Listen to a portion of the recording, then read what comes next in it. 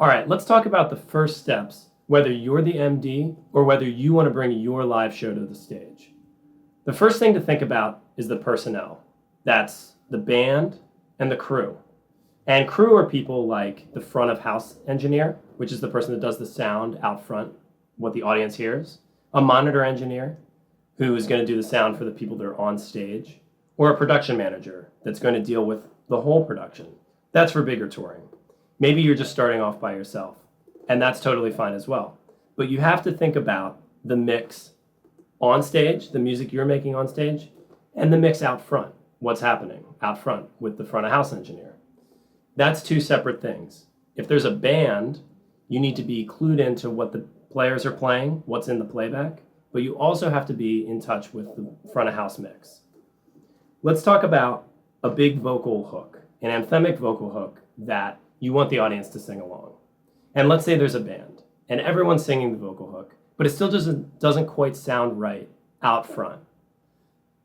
What I would do is I would go into playback, into Ableton, and make sure we've padded that vocal hook with some playback from the recording. So maybe everyone's singing, but there's still some vocal stems in there. And that's going to make it feel better out front. The next thing I would talk about is monitoring. How are you going to hear the click during the show? If you're using Ableton for playback or even time-based samples, you're going to want to be listening to the click so that your show is tight. And particularly if you're getting into using lighting code and things like that.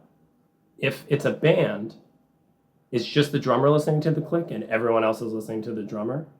Or are we going to use in-ear monitors that are right here, and so everyone can listen to the click?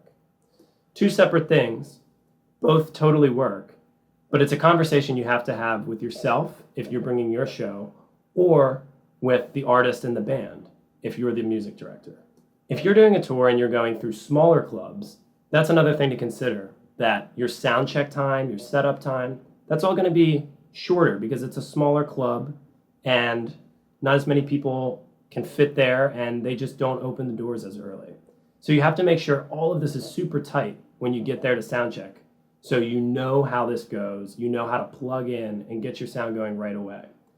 You're also probably going to be working with a house engineer if you're not taking a front of house engineer with you.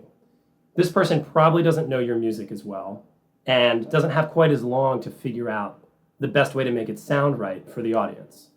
So the more prep work you can do before you get to the venue to make sure that your show sounds good, the better it'll translate to your audience.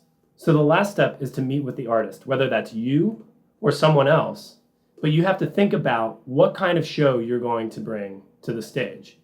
If you're not the artist, sit down and have a meeting with the artist and try to get a vibe, understand what they want to do.